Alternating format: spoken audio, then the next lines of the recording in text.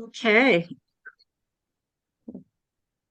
Hi, everybody. I'm Catherine. So nice to see you all here today. Thank you for coming to this workshop. And we hope that it's going to give you some really good information about how to advocate for yourself in terms of booking shows and developing your careers through live performance.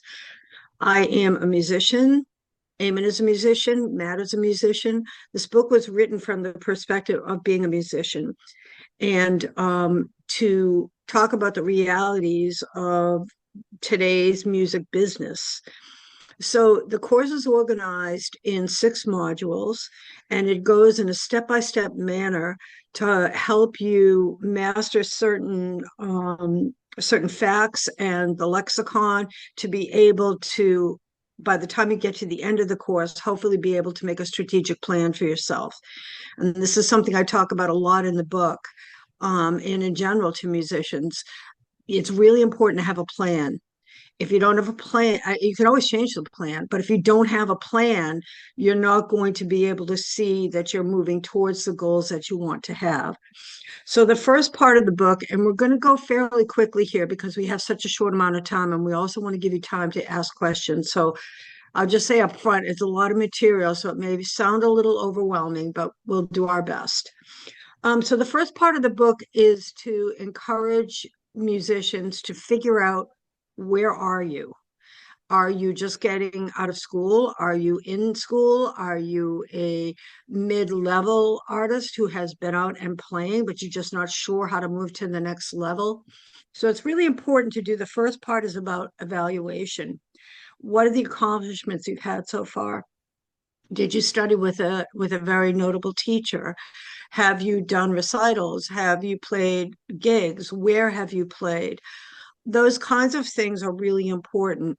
And at the end of doing this self-evaluation and reflection, you should be able to have a really up-to-date bio. And a bio is a very important first step. Number one, because it helps you figure out what you have to really think about, what makes your music special, what makes you special, because you have to think about, like, how are you going to explain your music and your craft to someone who's going to say, oh, this is really interesting, we should do this, right? So it's what we're basically trying to get you to do is set up a business, and the business is you. Okay, so being able to explain to people what your music is like and your accomplishments is the first step. The next thing you need to do is you need to build your assets, your marketing profile. Do you have a website? Do you have social media accounts? Do you have good pictures? Do you have a video? Do you have any reviews? You want to collect all of the things that give people a real clear idea of what you do and how you're going to be able to be a partner with someone to book shows. So this is really important. And you really want very high quality things. I think another thing that is a remarkable opportunity for all of the people on the call, which I did not have when I was a musician in the 80s and 90s, is you have the wonderful opportunity of the internet. So you can go on the internet and look at other people's websites in other people's bios, and you can get a really good idea as to what is really going to be effective. And I mean, you can borrow from what people are doing that looks like they're successful. Why not? It's public domain, and it will help you, I think, plan the places you want to play, the look of your videos, and the things that you think are going to suit you and will help you get in front of people. I want to make a comment in general about the state of the industry. One of the reasons that I wrote the book is because the live performance industry, has become very much a do-it-yourself model. Back in the day, the biggest thing you wanted to do was to find a manager. Why did you need a manager? Because a manager could get people to take their phone call to advocate for you. They would put your record company deals together. They would make sure that you had publicity. They would basically manage all of these different things. And if they were a good manager, they would give you a strategic plan. Well, record companies are really not what they used to be. So they do very little now. And it's really uh, your opportunity to set everything up yourself. It's a lot of work, but you learn the business and you also have more control. So you don't necessarily have to automatically get a manager at 20% of your income when you can do it yourself. Get your assets together. You can find someone who can produce your records. A lot of people do that, or you can put them out digitally. You can hire your own publicity team. You can do all of these things yourself, which is really the way that the industry works right now. Certainly, there are huge artists. One of the ones that we work with, Samara Joy, she's got all kinds of people jumping all over themselves to support her career, but she's very much a rare situation. So for those who are in the beginning parts of their career or mid-level, you're going to have to learn how to do this stuff for yourself. So the second module that we talk about is trying to get you to understand all of the different things that you need to do to get your assets together. And that goes into a lot of detail. And I'm going to actually have Eamon talk about this in a few minutes. The third part is really important. This is research and development.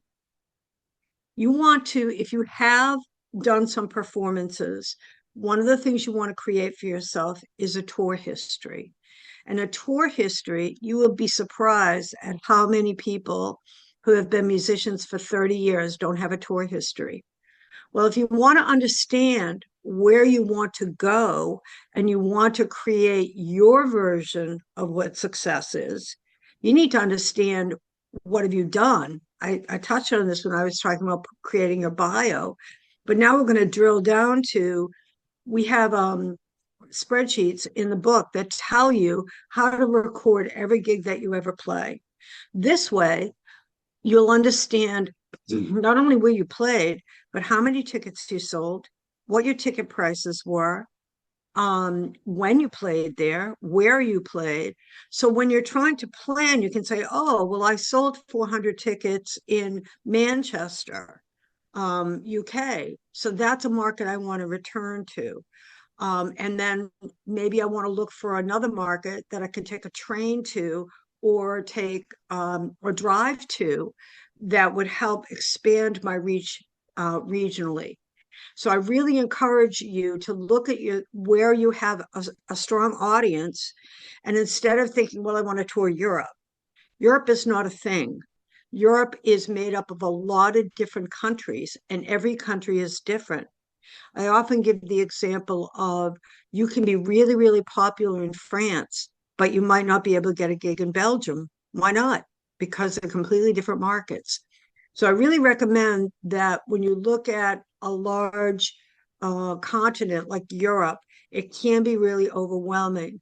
You might think about doing regional touring. And this, again, is why your tour history is really important because you can see where you are and you can see how you can expand exponentially from that. You also want to plan where you want to play. And again, internet research is really helpful for this. It will help you discover new places to play. It will help you find venues that are, they may be small venues, but at least to get you into the market. We also talk about how to write effective correspondence, which is how do you approach a promoter? How do you write to them? How do you communicate to them? Do you call them? How do you do these approach kinds of things? So it helps you with that. In step 3, we also talk about, as I say, how to approach promoters, and it also gives you the lexicon or the way to talk to promoters. Every single industry has a different lexicon. I couldn't have a reasonable conversation with somebody in the tech field because they would be using all these acronyms that I wouldn't understand. If you know how to talk to a promoter and you understand what they're saying to you, you'll have so much more confidence to be able to negotiate for yourself. You need to be able to understand what's a split point, what is a cross-collateralized set of shows, I mean, obviously, I would say that you probably know what backline is, but do you have a rider? You need to create a rider so that people understand what you're going to bring and what they need to provide. So there's all of that stuff that's in part three as well. The last part that I'm going to quickly talk about is negotiating deals. And I will say that this is the hardest part of learning how to represent yourself. Number one, it's awkward to talk about yourself. And the person on the other end of the line is not going, if they have any kind of, kindness in them, is not going to say, your music sucks, I don't like you. They're just going to kind of like maybe put you off. So I think it's really important to understand the way to approach the promoter. My best advice is to think about it as a partnership, especially in the very beginning days. You are trying to tell this promoter that you can bring enough people into their venue so that he or she will not lose money. Some things that you need to understand is a lot of venues sell, of course, they sell alcohol and food. So this is how they subsidize, partly how they subsidize having people come into the club. So it's kind of a hand in glove thing. If you have enough of a following or you work hard enough on your own promotion that you can get people into the club, that benefits the promoter. The promoter's not going to not going to lose money because they can sell, food and beverage. And on the other side, you're showing the promoter that you can support what he's doing. The promoter, on the other hand, is going to say, well, I want to have this band in my club because they can bring people in, because they have a clear rider and the expectations are very clear on what we're each going to do here. And then you want to collaborate with them on how you're going to support the gig. You're going to put an announcement out on your social media? Are you going to do, you're going to put up posters or signage any place? What is the promoter also going to do? Because if you're just going to depend on the promoter to do stuff for you, then you probably will not get the best result. You need to work together in order to make a successful gig. There's a lot of different kinds of gigs, and I'm just going to touch on this really briefly. And forgive me, I know I'm going very fast here, but we will have, I'm doing so that we have a little bit of time for questions and answers. And what you are basically getting in a speed date like this is 35 years of experience of booking clubs, festival, performing arts centers, school gigs, all kinds of work that I've done all over the world. So it is kind of a lot of stuff, I understand. Okay, so there's a lot of different kinds of gigs. There's door deals, which maybe some of you have had experience doing, and a door deal is where you get a percentage of the revenue that comes in the door. There are deals where you might get a small guarantee against what the revenue is that comes in. So, for example, a promoter will say, I'll give you $500 to come into the club, but once I satisfy all my expenses, I will give you a share of the profits. So that's called a split deal. And the point at which the promoter will split profit with you is after they reach the break even. So, just giving you a very quick example, if this promoter gives you $500 and it costs him $1,000 to pay his wait staff, to sell tickets, to have the venue open, then your split point is $1,500. After $1,500, you should get a part of the profit. So that's what a split deal is, or a percentage deal. Another situation is getting into a festival. A festival does not depend on you yourself selling the tickets. The festival is an event. People are going to come to see all the people playing there. So you are not personally responsible for selling the tickets and filling the room. These are things that we call soft ticket events, because as opposed to the club gigs where you actually have to split revenue, those are called hard ticket events. And the explanation is Someone has to make the decision that they're not going to stay home in their apartment and watch the television or have friends over for dinner. No, they are going to spend money to actually go and see you. So that's a hard ticket event. A soft ticket event is a great opportunity for you to get your music in front of a crowd that does not know you and who can discover you. This is what people do when they go to the North Sea Jazz Festival or they go to the Manchester Jazz Festival. They're looking for new talent and new things that they could get very interested in. So the thing with festivals is basically they're very competitive, but they're really great to get. So you're not probably going to want to push too hard on the money because what you're trying to do is you're trying to get exposure. And you can take advantage of doing it a festival in other ways. First of all, you can put it on your resume or your tour history. Second of all, you can sell CDs and other merch so that people take away something from your performance. So festivals are very, very important. And a lot of times between door deals in hard ticket situations and also festivals, that's a really great way to start.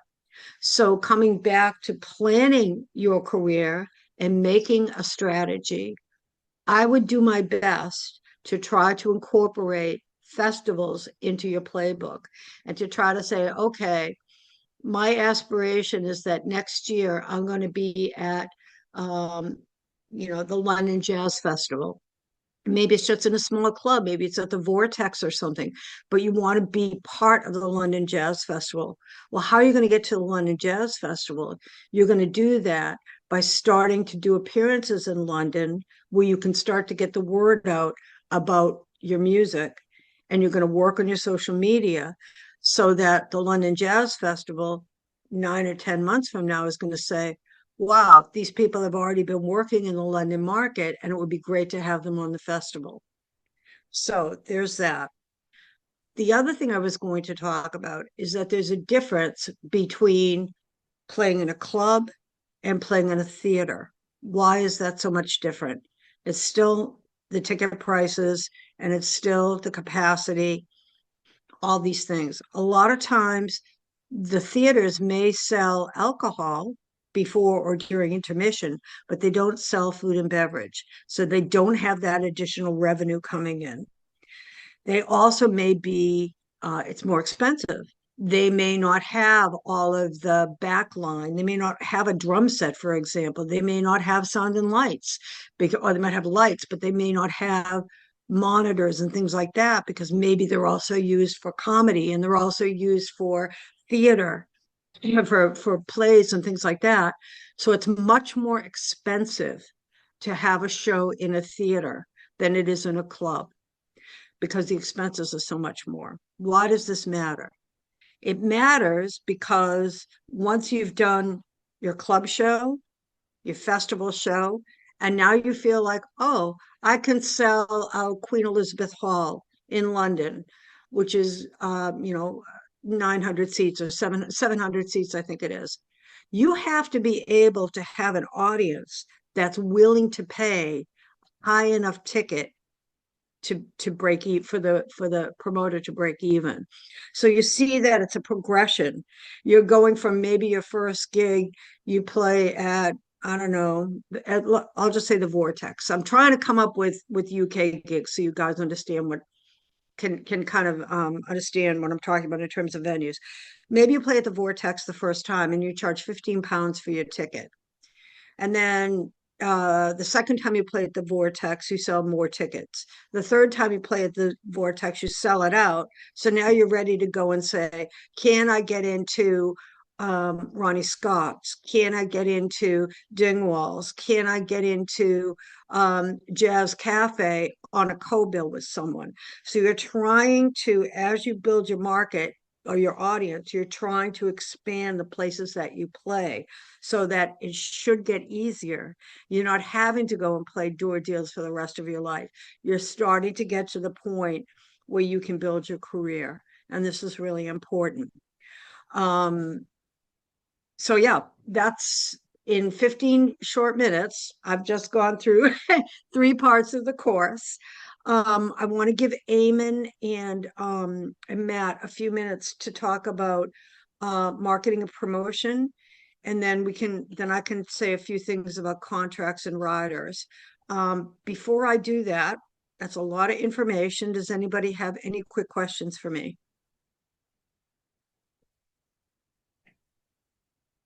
Okay, that is a I'll lot. just All right, yeah, Amy, yeah, go ahead. I'll just add to the way that we sequence the course and the way that Catherine just well, first of all, good morning, good afternoon, everybody. I'm Matt. I work on the team at Education, and I'm also an agent with Music Works International with Catherine. So Catherine, like she said, just went through a ton of information, and the way that it's sequenced is also an intentional choice.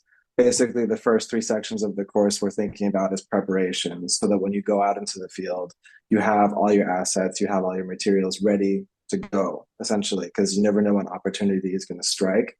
So when you're looking at the material, when you're conceptualizing a strategy and getting gigs and making more of a sustainable approach to your live performance career, this is what we have. It's like, how do you get started? How do you set up the business? How do you use research to fuel the long-term strategies? So it's like I was mentioning, preparation and then applying it to the field. So that's what I wanted to add right now. And then if you want to go into the other Yeah, I'd topics. like to talk about assets a little bit more. Catherine gave a great overview, but I want to be a little bit more specific. I think that when people hear about electronic press kits, um, it can mean a lot of different things. But I think that it can be as simple, and this is what we actually do at our agency, is all of our artist assets, their bios, photos, any promo videos they may have. We just use a simple Google folder structure so that you can share one link. And I think this goes to the core of what we were trying to teach in our program is trying to think about booking gigs from a promoter's perspective as well as your perspective and trying to build a business partnership rather than trying to sell to them. So if you think about a press kit as one link that you can share, that makes it significantly easier rather than say you're sending a cold email to a promoter to introduce yourself, see if you can get into a club. You could attach a video and a photo file and your bio all to that email, but it's going to be a lot less overwhelming for them if there's one link that they can click. You introduce yourself, you come at it from their perspective, you introduce yourself, and you don't necessarily try to pitch, but you say, I'm so and so, this is my music. I'm a fan of your club. Maybe you've been there. Here's my press kit if you'd like to take a look at it. Let me know if you'd like to talk again. And you invite that conversation to happen, and you think about it from their perspective. So that press kit can be high quality photos, video. Whenever you're playing your next gig, it's I think worth it to maybe hire a videographer and get some live performance footage. Some clubs record themselves and then post it. Um, but I find I do the marketing for our agency that when I send out information on new artists, the thing that gets the most interest is the video. If I send a marketing email with bio and a link to an artist page online, the video always gets the most interest because people are interested in seeing what the performance is going to look like. So investing in high quality video and photos is probably a great place to start if you're putting your assets together, and then organizing them in a simple online way that you can share so that if you do get new videos or you update your bio, you can update that folder and the link to it stays the same and you don't have to worry about old assets flying around. So that's on assets a little bit. And that goes into the marketing and promotion parts as well, um, with the idea of building a partnership is it's okay to, if you are lucky enough and you have a show set up, to ask a promoter, how are we going to market this show? It shouldn't necessarily be 100% on the artist to sell tickets.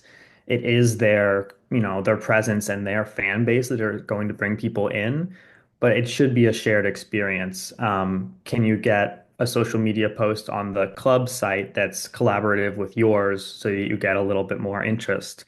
Um, Are they going to send out marketing emails? Do they have an email list? And these are all things that you can ask because you've gone into the relationship with the business partnership with the promoter, rather than just feeling like you're solely responsible for selling tickets. And I think that sets you as a legitimate industry professional.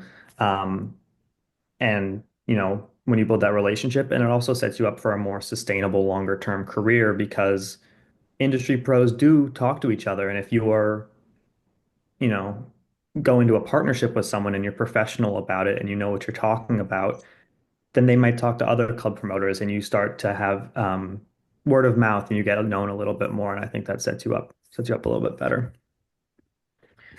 I want to give an anecdote on building a business partnership.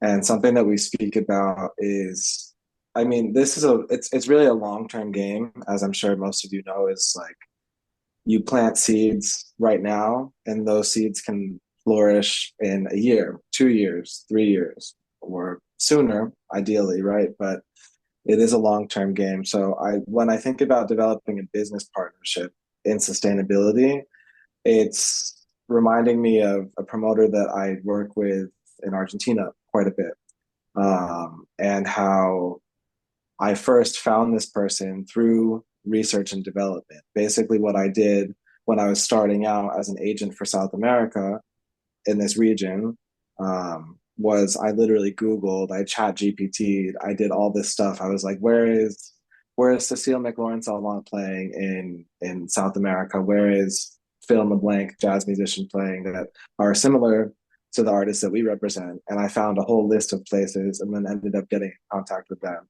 This one person in Argentina is somebody that I didn't approach from a very sales perspective. I approached more from like, hey, like it was more like an informational interview that we had with each other, just to talk and get to know each other at first. That developed into a relationship where I ended up getting invited to spend some time with them down there for a conference. And then it established this like not necessarily transactional relationship, but one that actually developed into something where now we book a ton of shows with them every year. So I think people can get a little off put when you're overly pushy with sales.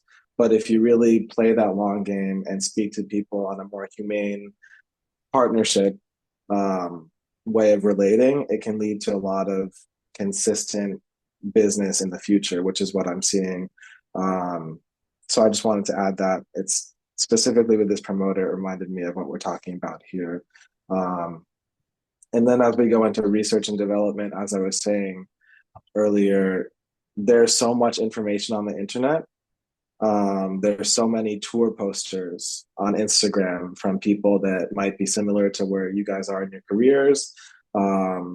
As it applies to us, I've seen so many tour posters of similar artists that have a similar profile to the artists that we represent at Music Works International. So if you're looking for places to play, you can go to the Instagram profile of somebody that's similar to you and literally see their tour poster. And if they have 15 dates, those are 15 like promoters that you could potentially get in contact with to later pitch yourself to.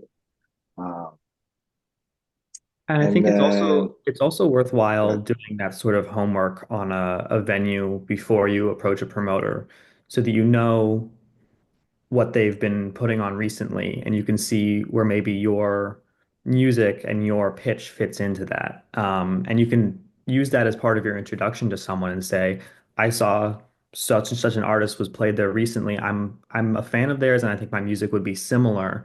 And I think I could bring in a similar sized crowd. So it's finding artists that music is similar, but also finding artists that are at a similar place in their career, so you can see what they're doing, because they might be looking at what you're doing as well. And that sort of research, I think, is like an invaluable tool for going into a conversation with a promoter and understanding their venue and the type of work that they're interested in putting on. Um, that's the kind of the homework you need to do to be prepared for that interaction. I was going to say one other thing, and I think these guys are giving really good examples of how this all kind of plays out. But I would say that as well, if you take the care to look at what a promoter is doing and who they're presenting. It also shows a promoter that you really have done your research and you're paying attention to what the venue is doing, and you understand that your music would fit there. I think that's another really good thing to do. Um, do you want to talk, Emmett, for a minute? Thank you so much, Amen. Do you want to talk for a minute about marketing and promotion? A little bit more about that? Yeah, I can talk a little bit about marketing. I think it's such a monumental concept that there's a lot of different places you can take it, and people have a lot of interest in marketing. But I'd say that to simplify marketing down, it's about differentiating yourself from, the rabble that is the online space these days. And a lot of that, I think, has to do with consistency, and about having some sort of story to set you apart. If you think about artists that get, featured on the news or they get articles written about them. A lot of it is more about the story than it is about the music itself. Such and such an artist was busking on the street 2 years ago, and now they're playing in Carnegie Hall. It's like that's the sort of story that people are interested in. And I'm not saying that you have to follow that grand of a story, but finding some way to pitch yourself in an authentic way online and doing that consistently, I think is the key. Um, so having consistent branding across your work. If you are doing posts on Instagram and you have a website and they look completely different, people might be a little confused if you manage to convert someone from social media to finding you online. Um, so having that sort of consistency, and then also just being consistent online. I know that not everyone wants to give full access to what their life may look like, and they want to keep that barrier between people who may be following you as fans and your own personal life. Um, but letting some sort of access, whether it's you have a show and you record in the green room about to go out, or you record behind the scenes, people are interested in that sort of access. And if you can consistently start to put content like that, I think people want to have a glance in at that. Um, Something we talked about in our last marketing session on the course is how much work it can be to produce marketing content. If you're an artist, whether you're full-time or you're part-time and you're working, it's still hard to find the time. There are people who are producing content full-time and that's all they do. And so I think this has worked with my own band, and it's something I like to talk about, is trying to schedule content into your usual musical routine. Um, if you're, I'm not, familiar with everyone's music here, but if you're playing in a band and you have a usual, maybe it's weekly practice time, and you can get one set of photos or a video of the rehearsal together as part of that practice session, do it first, get it out of the way, then you know that you'll be posting something every week. Um, and maybe it's a little bit, like I said, it's behind the scenes of a rehearsal space. And if someone's interested in your music, they're going to be interested to see how you actually put it together and what the practice looks like, because that's not something that they're used to getting to see. And so finding a way to work that sort of routine in has been something it's been effective for me. Um, I think we've seen artists take interest in that approach in the past.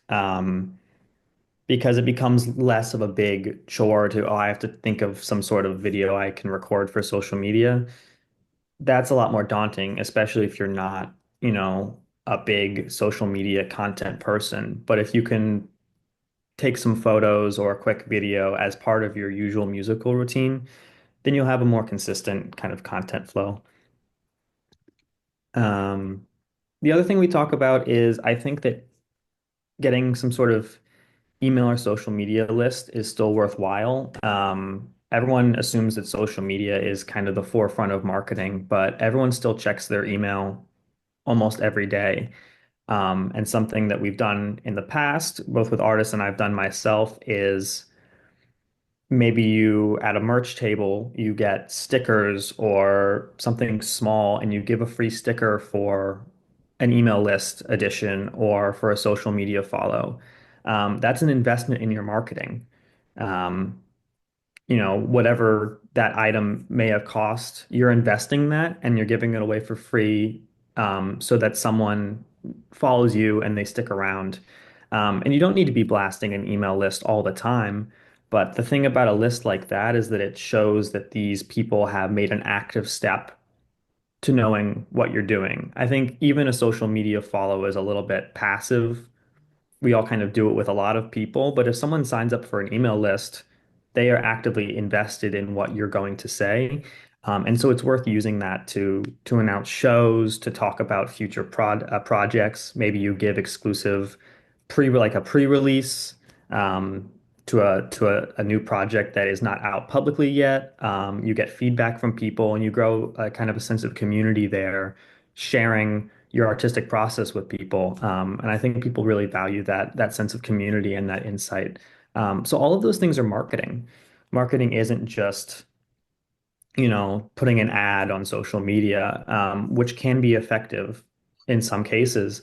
It's about trying to build a back and forth community with people who might be interested in your music, sharing a little bit of your process and your interest. And a lot of these people, if they're interested in the music you're creating, are going to have a kind of similar demeanor or similar interest to you. And if you let a little bit of that genuine side out to people, I'll find that they'll be a lot more receptive than what people normally think of marketing, which is, ads and sales kind of being put in your face. And if you can take a little step back from that and try to build a community with people and share some more genuine side, I think that's always more effective in the long term and is a better sustainable strategy for marketing. Thanks, Eamon. Matt, did you want to say something, add something in? I'm just going to say, once you guys are finished, I'm going to say one quick thing about contracts. Sure. Just to add something about mailings, I think we've learned that there's an art to writing them and there's an art to length specifically. So one analogy that I like to use when we're creating these mailings to reach out to our personal mailing lists is I like to think of somebody like on the subway, on the train, commuting to work, getting the material across in the most concise way as possible. Where like if you're seeing somebody, if you're just mentally picturing somebody commuting, they could have all the necessary information with like the least amount of scrolling as possible. So I think just, yeah, doing the research about who you're mailing to, knowing your mailing lists, getting intimate with them, and also just developing this way to get the information across in the most concise way as possible, but also not sacrificing your personality in that. So those are just things to keep in mind when you're cultivating this correspondence with people, because it is, like Eamon was saying, a really useful tool, because someone has chosen to be there. It's not just like a passive follow or like or something like that. It's like this person is actually taking the time to give you their email because they want to be receiving information that interests them. So that's what I have to add about marketing. I just want to make a quick comment about contracts and riders, because a lot of artists that I know are shy about asking for the details to do a contract. A contract is really important because it clarifies exactly what the financial situation is. It will also allow you to get information for your tour history. So any contracts don't have to be scary. The thing is, I mean, let's be honest about this. If you have a contract with somebody and they don't want to pay you, what's your alternative? You have to take them to court, right?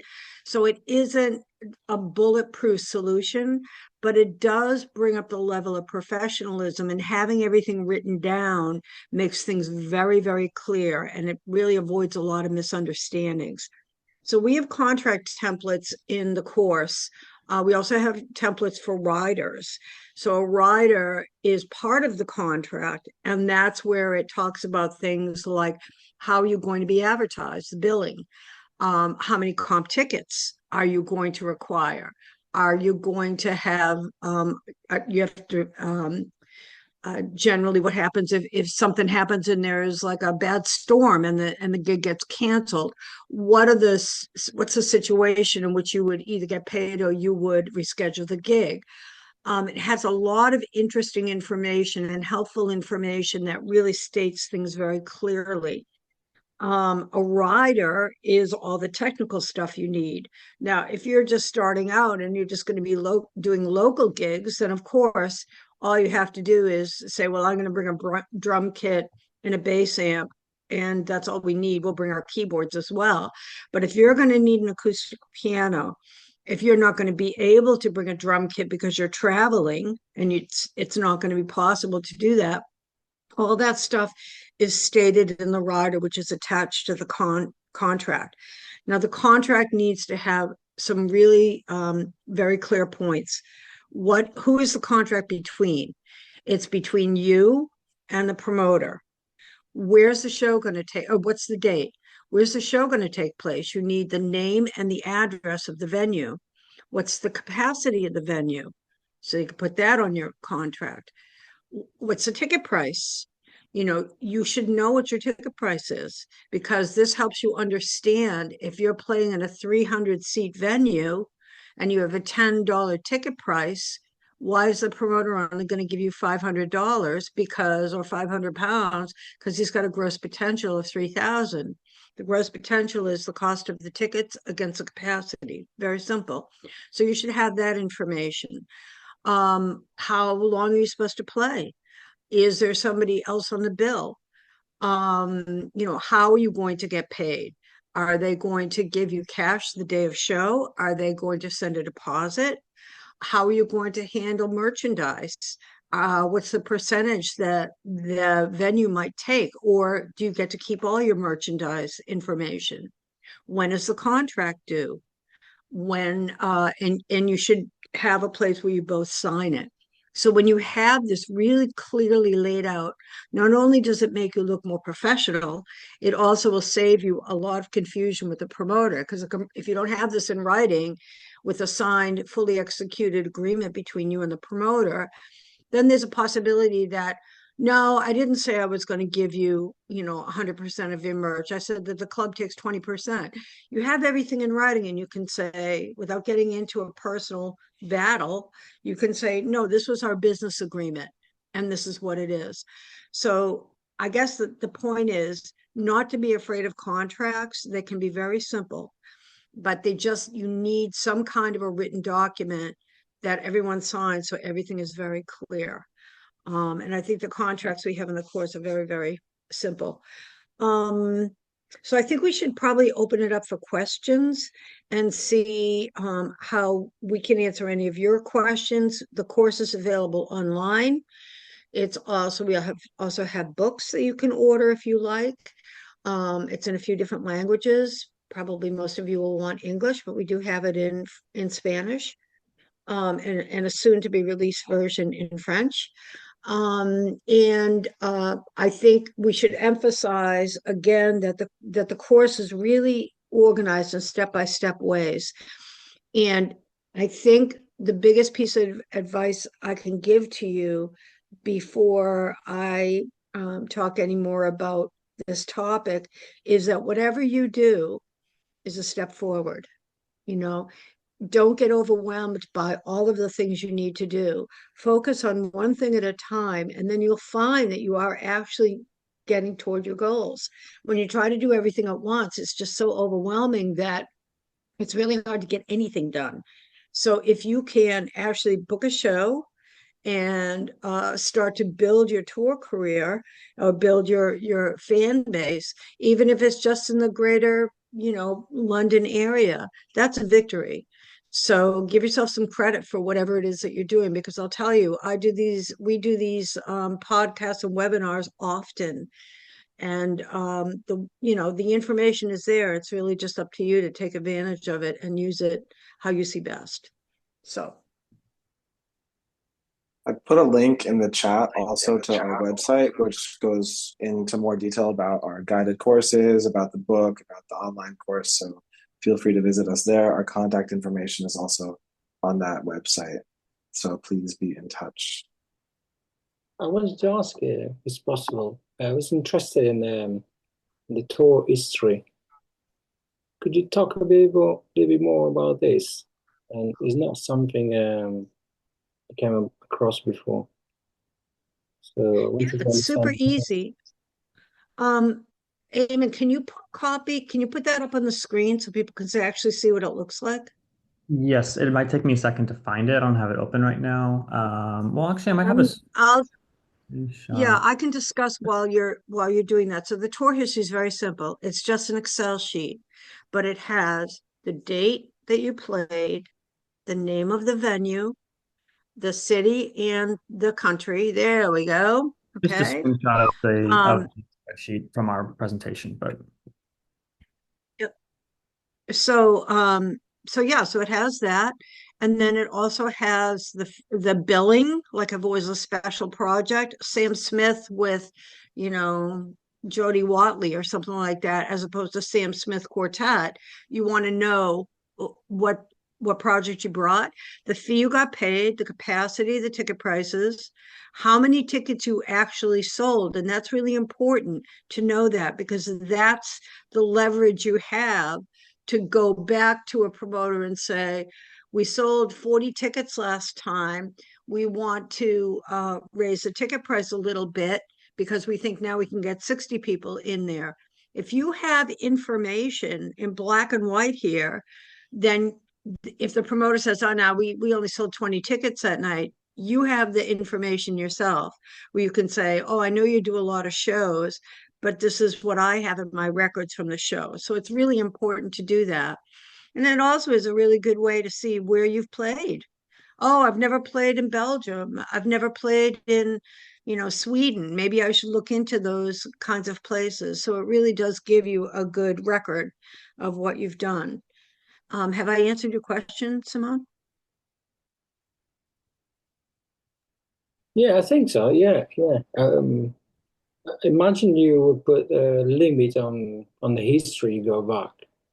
Is it about 3 years? You would put something like that? Oh, Oh, you could keep your history from everything. I have artists that I've worked with for 20 years and I have their entire tour history. I think what really matters, however, that's a good question. What really matters is if you're constantly busy or you consistently tour, then that's great. But especially if you take like a year off or something, it's really the most recent touring that you've done, say in the last year or 2 years, that's most important. Because if you have a big gap in your tour, you may have to rebuild again, right? Because you may have fallen out of off people's radar if you haven't been actively involved.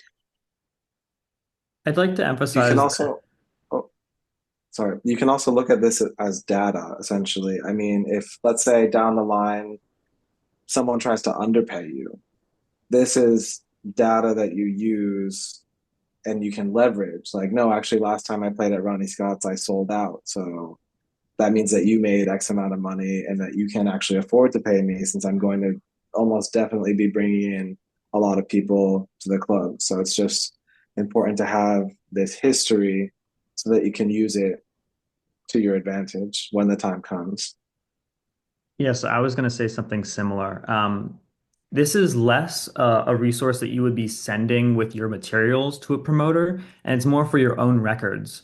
So that if you return to the same venue a couple years on, you can look back and say, we sold this many tickets at this price point. That's a great starting point to make the next deal, and see where you go from there. Maybe you raise the price a little bit if you return and you did well last time. If you didn't sell as many tickets, maybe you can start there and see if you've grown your audience since that point. But it's more for your own records to understand where you've been, what you've earned, so you can look back at it and have a bigger picture of your career so far and any holes that might be in it. thank you. That specific example I've done in person at a merch table after a show. Oh, Or instead of trying to sell, in this particular instance, I played with my band as an opener for a bigger act, and people weren't super interested in what we had to offer at the merch table. Everyone was going next to us. But if we gave stuff away for free, they might take a sticker and maybe they'll put that somewhere and then someone will see our name. And so we were giving out stickers for free if they showed that they had followed us on Instagram. But you can do the same thing with maybe you have a sheet at the table and they can write in their email address or a laptop and they can type it in. And you can collect that data in that sort of way, in exchange, kind of as an investment in what you put the stickers into. And it doesn't have to be stickers. That's what I've done.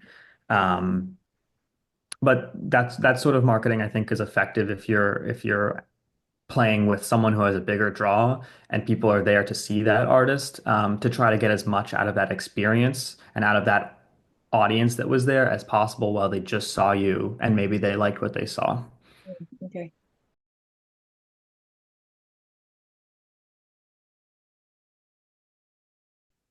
And it's a great point. And the thing about digital marketing is everything's changing so quickly that sometimes it's impossible to keep up. But I think one thing is you have to try to know where your audience is. Doing something like asking a crowd where they heard about it or heard about a show and no one found it on Facebook, then you know that that's not where they are. Can you figure out where they do get their information? Um, are there certain, online news sources that they read for a certain area? Are they on Instagram? But the thing about email is everyone does check their email to a certain extent. We all have it on our phones, and so it's a convenient way to reach people directly. That's a different type of marketing than posting on social media because you're posting on social media and hoping that you find the right people, Yes. hoping they find you. Whereas if you have an email list, like Matt and I said, those people have already demonstrated that they're interested in what you're doing. And so you can reach them directly with a different sort of offering, let them know, what if there's a show coming up early or a sneak peek of a new piece of music that you're working on. That sort of direct offering for people that are already interested is great for emails, a little bit less suited for social media. But if you can find out where they're getting their information, that's where you should be. But a lot of that is trial and error and trying to be in as many places as possible. That doesn't mean that you shouldn't have a page on Facebook, though I understand the I've just deleted it. urge to It's get like, off of it. oh. But it's about No. I being have a it's about making it easy to be found. If someone hears about you through word of mouth and they look you up, what are they going to find? You want to be there to make it as easy as possible because their attention will take them somewhere else pretty quickly.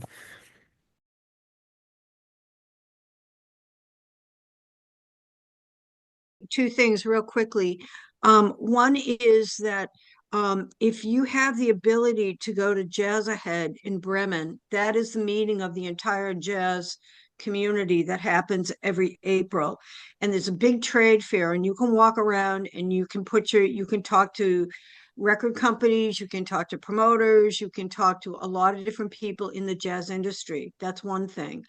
Another thing I would suggest is to try to get involved in organizations like Europe Jazz Network or places like that where you can find access to promoters. I would think that the promoters who say you need an agent, yeah, sure. People get tired of dealing with musicians who aren't organized and professional enough, so they want to deal with an agent because at least they feel like it's going to be more efficient. But I think it's a little strange that someone who is in the UK and is trying to build their career in the UK would For insist you have 25 an years. agent. Mhm. Damn. Something that might work, and this might not work for every venue, and it depends on locality, but you can go to a show at a venue and ask when a promoter might be in or who they are and try to get a contact that way. It's a little bit, I mean, it's a lot of effort if you don't end up with a result. But try to talk to the people at the venue and ask when they might be in and when they take correspondence. That sets you up in a position where you don't feel like you're bombarding someone as well. Okay, do we have any more questions or comments? I think we should probably wrap in about 5 minutes. Anything else? What about our hosts, Helena and Heather? Do you guys have any questions for us or any comments to add here? Just that it's been very informative. I don't know if you just wanted to, I don't think you kind of mentioned about the online portal, the kind of the way that people can interact with other users on anyone can book a gig course or kind of the webinar component. Yeah, Yeah, I so think Sure. oh, sorry, I was just going to add on to that. Yeah, I think when Helen and I spoke to Gustavo, he'd shown us like a screen share of how it works going through the portal. And I think that might be really helpful for people Mhm. to see.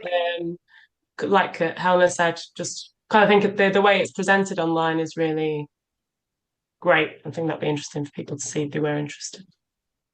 sure, I can Yeah, that's great because this is an opportunity for you to interact with other musicians and to kind of to mentor each other and to say, oh yeah, we played this club in such and such a place. And I think it's really great to have a community where you can go in and talk to people. We just had an example when we did one of these, I don't know, 6 months ago, and somebody who was in Pennsylvania or something was talking to somebody who was in Michigan and said, oh, I can tell you where to play in my area in Pennsylvania. And the guy in Michigan said, well, if you come to Ann Arbor, I can tell you where to play here. So that's another great way to build contacts as well. But do you have that that you can show it, Eamon? sure. This There we is go. what our online platform looks like. Basically, it's a place for us to host the actual course content, but also allow people to interact, like Catherine was just giving that example for. So it's free to create an account and then kind of everything above. I don't know if you can actually see my mouse, but everything above courses, this is all free space for people to come in and take a look. You can introduce yourself. There's a general, conversation area. We do some public events, similar to this. We take questions. Um, and then there's a free resource area where these are usually not resources that we've created. So we don't necessarily charge for them, but they're things that we come across while running our agency, like open calls for artist submissions to festivals or grants. I believe there was a guide. One of them was a guide to touring in the UK. There's one I see that's Lawyers for the Arts. So there's all of that. And then here on the left panel again, this is where our course is actually housed. I'll quickly just show you what it looks like. Here are the 6 steps that we talked about and the lessons for each of them underneath, and you can work through this at your own pace. So this is what our platform looks like. And then there are some member resources down here, which are for a different subscription model, but we have interviews with